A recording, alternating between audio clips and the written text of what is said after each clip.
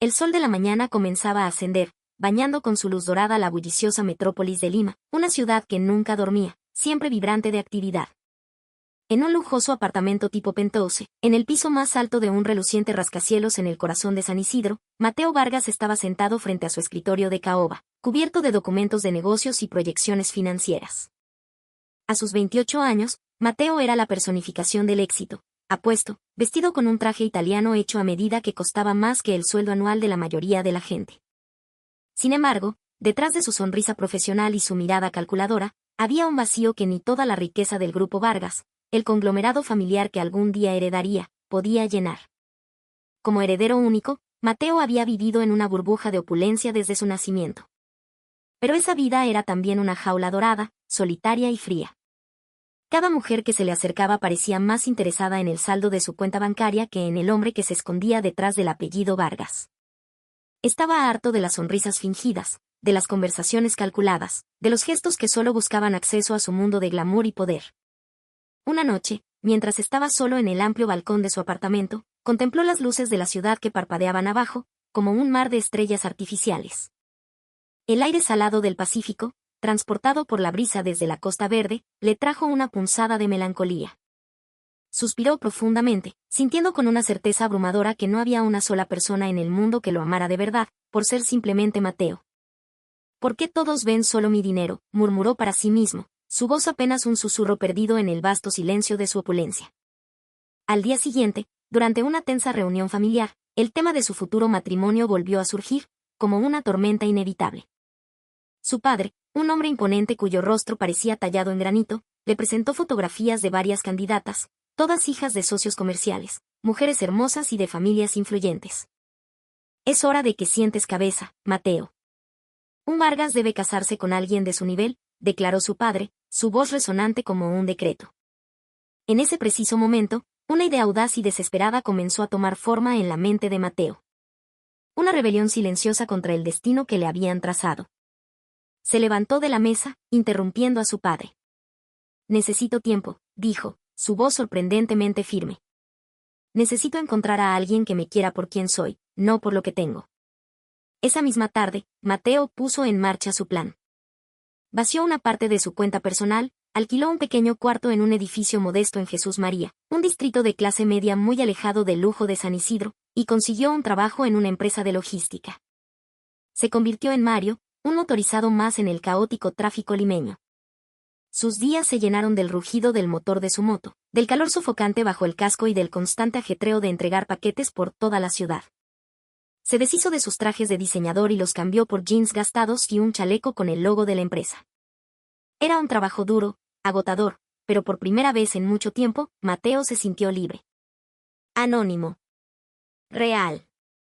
Su objetivo era simple, encontrar a alguien que pudiera ver más allá de las apariencias, que pudiera amar a Mario, el repartidor, sin saber que en realidad era Mateo Vargas, el multimillonario. Un día, mientras entregaba un paquete en un colegio nacional, conoció a Sofía. Ella era una joven maestra, de sonrisa cálida y mirada amable, con una sencillez que irradiaba una belleza genuina. Cuando Mateo, o mejor dicho, Mario, le entregó el paquete, sus manos se rozaron brevemente y una extraña corriente eléctrica lo recorrió. «Uy, este paquete pesa bastante, joven», dijo ella con una risa cantarina que iluminó su rostro. «No se preocupe, señorita, ya estoy acostumbrado», respondió él, devolviéndole una sonrisa que, por primera vez en años, no se sentía ensayada.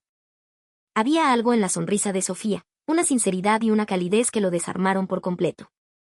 Era un mundo aparte de las mujeres calculadoras de su círculo social. A partir de ese día, Mateo encontró cualquier excusa para ser el quien entregara los paquetes en esa escuela. Cada encuentro era una pequeña joya en su monótona rutina. Hablaban de cosas simples, del tráfico infernal de la Javier Prado, de lo mucho que les gustaba un buen ceviche de carretilla, de sus sueños y aficiones. Sofía comenzó a sentir un cariño especial por Mario, atraída por su humildad, su buen humor y la forma en que sus ojos parecían brillar cuando hablaba de cosas sencillas. No tenía idea de que el hombre que le traía los paquetes era, en realidad, uno de los solteros más codiciados del país.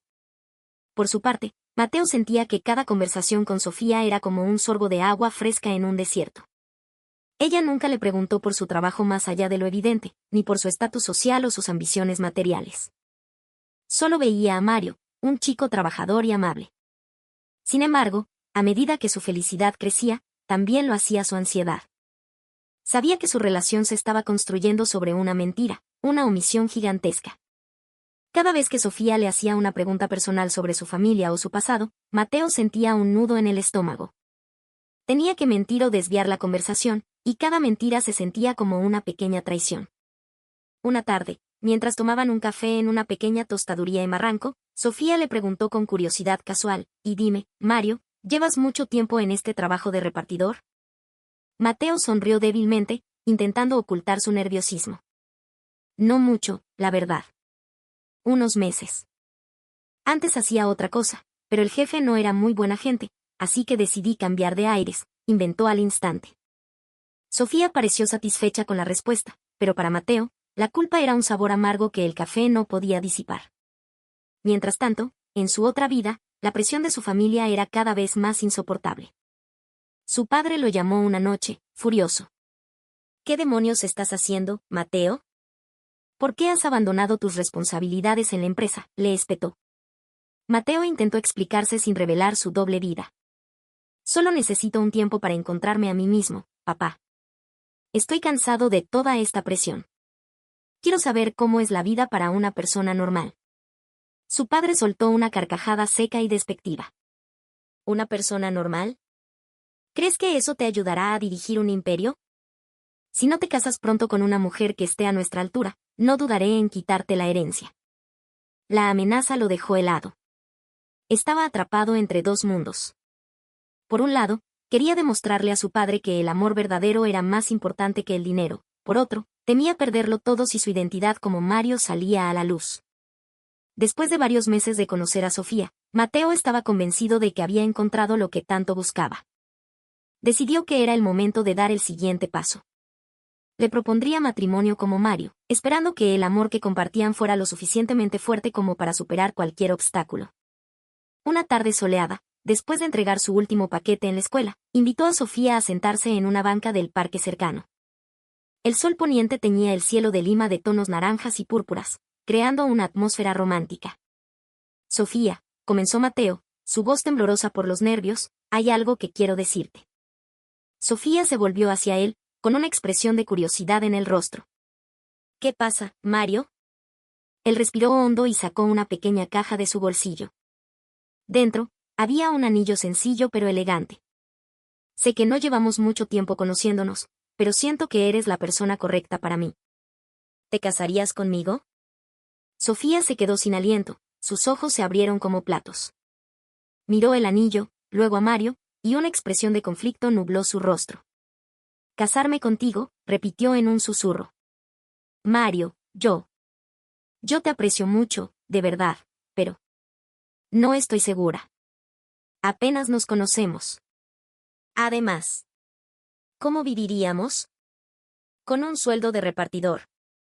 No sé si estoy lista para una decisión tan grande. Mateo sintió que el pecho se le oprimía. Intentó convencerla, su voz cargada de desesperación. Sé que puede sonar precipitado, pero lo que siento por ti es real. Juntos podemos construir un futuro.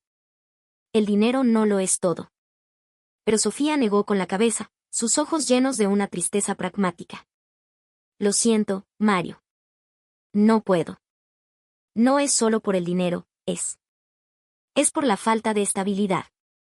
Yo necesito a alguien que me ofrezca un futuro seguro, algo que tú, como repartidor, quizás no puedas darme. Lo siento.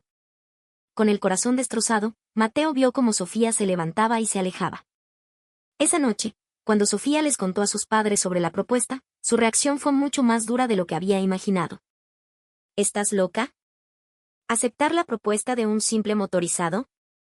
No piensas en tu futuro, exclamó su madre. Su padre también intervino, con el ceño fruncido. Mi hija merece lo mejor, Sofía. No alguien que apenas puede mantenerse a sí mismo repartiendo paquetes. La presión de su familia, sumada a sus propias dudas, solidificó la decisión de Sofía. Sintió un alivio culpable por haberlo rechazado. Mientras tanto, la situación de Mateo se volvía cada vez más complicada. Sofía, aunque lo había rechazado, comenzó a notar cosas extrañas en Mario. Un día, lo vio usando un reloj de lujo que parecía completamente fuera de lugar para un repartidor. En otra ocasión, mientras almorzaban en un restaurante de menú, lo vio pagar con una tarjeta de crédito negra, de esas que solo tienen los millonarios. La curiosidad se convirtió en sospecha. ¿Será realmente solo un repartidor?, se preguntó, una duda persistente anidando en su mente. Sofía empezó a investigar discretamente. Le preguntó a otros repartidores si conocían bien a Mario, pero nadie sabía mucho sobre él. Era el chico nuevo, amable y trabajador, pero reservado. La desconfianza de Sofía crecía, y sus interacciones con Mario se volvieron más distantes. Mario, siento que no te conozco en absoluto. A veces parece que escondes algo, le dijo un día, su tono acosador. Mateo solo pudo negar con la cabeza, atrapado en su propia red de mentiras. No hay nada que ocultar, Sofía. Soy solo yo, mintió, odiándose a sí mismo por ello. Sus padres, mientras tanto, intensificaron sus esfuerzos por alejarla de Mario. Empezaron a esparcir rumores en el vecindario y entre sus amistades sobre el repartidor sin futuro que pretendía a su hija. Incluso intentaron arreglarle una cita con un tal Raka, el hijo de un empresario adinerado. Tienes que conocerlo, Sophie. Es un hombre exitoso, de buena familia. Él sí te puede dar la vida que mereces, insistía su madre durante la cena. Sofía solo escuchaba en silencio, con la cabeza gacha. No le interesaba Raka, pero la presión constante la estaba desgastando. Empezó a pensar que, tal vez, rechazar a Mario había sido lo correcto, aunque una parte de su corazón todavía sentía algo por él. Unas semanas después, Sofía decidió enfrentar a Mario directamente. Quería respuestas. Cuando él llegó a la escuela, ella lo abordó con una seriedad que lo alarmó. Mario, necesito hablar contigo. Quiero que me digas quién eres en realidad. ¿Eres solo un repartidor, o hay algo que me estás ocultando? Mateo se quedó paralizado. Su corazón latía con fuerza, sintiendo que su mundo estaba a punto de colapsar. Sabía que no podía seguir mintiendo, pero el miedo a perderla para siempre lo atenazaba. Yo. No puedo explicarlo ahora, balbuceó, su voz temblorosa. Pero te prometo que pronto entenderás todo. Sofía lo miró con decepción y se fue sin decir una palabra más, dejándolo solo y devastado en el patio de la escuela. Se sentía completamente perdido. Intentó continuar con su rutina de repartidor, pero la imagen de la desconfianza en los ojos de Sofía lo perseguía. Sabía que no podía esconderse detrás de la máscara de Mario para siempre, pero revelar su verdadera identidad tampoco era una opción fácil. Temía que Sofía lo odiara por haberle mentido. Una mañana, mientras entregaba un paquete en un edificio de oficinas en San Isidro, se topó accidentalmente con un viejo amigo de la universidad, Javier, que trabajaba como periodista para un conocido portal de noticias. Javier lo reconoció al instante, a pesar de su atuendo de repartidor. Mateo. ¿Qué haces aquí vestido así?, preguntó Javier, completamente desconcertado. Mateo entró en pánico. Intentó sonreír con naturalidad. Ah. Solo un trabajo de medio tiempo, Javier. No le digas a nadie, ¿sí? Pero la curiosidad de Javier era insaciable. ¿En serio? ¿El heredero del grupo Vargas trabajando de motorizado? Aquí hay una historia. No te importaría si escribo un artículo sobre esto, ¿verdad? Mateo lo rechazó de inmediato. No, Javier, por favor. Tengo mis razones. No lo publiques. Pero ya era demasiado tarde. El instinto periodístico de Javier se había activado. Pocos días después, un artículo titulado El millonario que se hizo pasar por repartidor para encontrar el amor se volvió viral. La historia, completa con fotos de Mateo como Mario en su moto, se esparció como la pólvora por las redes sociales. Y, por supuesto, llegó a los ojos de Sofía. Estaba en su hora de almuerzo en la escuela cuando vio el artículo en su celular. Sus ojos se abrieron de par en par al ver la foto de Mario, o mejor dicho, de Mateo Vargas. Su rostro se llenó de una mezcla de shock, furia y una profunda decepción. Finalmente, todo tenía sentido: el reloj caro, la tarjeta de crédito, el misterio que lo rodeaba. Me mintió. Todo este tiempo, susurró, sintiendo que el corazón se le partía en dos. Al día siguiente, cuando Mateo llegó a la escuela para entregar un paquete, Sofía ya lo estaba esperando en el patio. Su rostro estaba frío como el hielo, y sus ojos lanzaban chispas de una ira contenida. Quiero hablar contigo, dijo, su voz dura y cortante. Mateo sintió un escalofrío. Señorita Sofía, comenzó. No me llames así, lo interrumpió ella, su voz temblando de rabia. ¿Así que tú eres Mateo Vargas? El nombre salió de sus labios con desprecio. ¿Por qué me mentiste desde el principio? ¿Acaso todo esto fue solo un juego para ti, un capricho de niño rico? Mateo sabía que este era el momento que tanto había temido. No, Sofía. No fue un juego. Yo nunca quise burlarme de ti. Solo quería encontrar un amor sincero, sin la influencia de mi dinero. Quería saber si alguien podía quererme por lo que soy. Sofía soltó una risa cínica. ¿Y creíste que la mejor manera de hacerlo era mintiendo? ¿Piensas que voy a aceptarte después de todo esto? Mateo intentó explicarse, su voz desesperada. Sé que me equivoqué. Debí ser honesto desde el principio. Pero mis sentimientos por ti son reales, Sofía. Nunca cambiaron, ni como Mario ni como Mateo. Ella negó lentamente con la cabeza, sus ojos llenándose de lágrimas. El amor no se puede construir sobre mentiras, Mateo. No puedo confiar en ti. Después de decir eso, se dio la vuelta y lo dejó solo, sintiendo que había perdido lo único verdadero que había encontrado en su vida. Mientras tanto, los padres de Sofía también leyeron el artículo. Al principio, se enfurecieron al saber que el hombre que había propuesto matrimonio a su hija era un farsante. Pero cuando se dieron cuenta de que Mario era en realidad Mateo Vargas, el multimillonario heredero, su actitud cambió radicalmente. Sofía, tienes que reconsiderar tu relación con Mateo, dijo su madre con un entusiasmo repentino. Es una oportunidad de oro. Él puede darte una vida que jamás imaginamos. Su padre también se unió. Nuestra hija merece lo mejor, y Mateo Vargas es lo mejor que podrías encontrar. Sofía los miró con incredulidad y asco. No puedo creer lo que estoy escuchando. Ahora que saben que tiene dinero, ¿de repente es el hombre perfecto? No lo quiero. Me mintió. Se encerró en su cuarto, sintiéndose más sola y confundida que nunca. Esa noche, Mateo, de vuelta en su lujoso penthouse, sintió el verdadero peso de sus acciones. Fui demasiado egoísta, se preguntó, mirando las luces de la ciudad que ahora le parecían frías y distantes. Solo quería ser amado por mí mismo, y en el proceso, perdí a la única persona que realmente amé. Se dio cuenta de que tenía que hacer algo para enmendar sus errores, aunque sabía que no sería fácil. Las semanas que siguieron a la revelación de su identidad fueron un infierno para Mateo. El artículo sobre su engaño continuó siendo tema de conversación, y muchos lo criticaron duramente, acusándolo de hipócrita y de burlarse del trabajo honesto de la gente. La reputación de su familia y del grupo Vargas se vio manchada. Su padre estaba más furioso que nunca. Pero el golpe más doloroso fue la actitud de Sofía. Se había alejado por completo, rechazando todas sus llamadas y mensajes. Además, comenzó a escribir en un blog personal sobre la importancia de la honestidad en las relaciones. Aunque nunca mencionó a Mateo por su nombre, sus escritos eran una clara indirecta a sus acciones. Uno de sus artículos, titulado El amor sincero no necesita máscaras, se hizo viral. En él, Sofía argumentaba que el amor verdadero debe construirse sobre la confianza y la integridad. Hay quienes se esconden detrás de una máscara para buscar un amor puro, escribió. Pero, ¿cómo puede ser puro un amor que comienza con una mentira? Una máscara puede ocultar quiénes somos, pero también destruirá lo más valioso de una relación, la confianza. Mateo leyó cada palabra sintiendo como si le clavaran puñales en el corazón. Me merezco esto, murmuró, aceptando su culpa.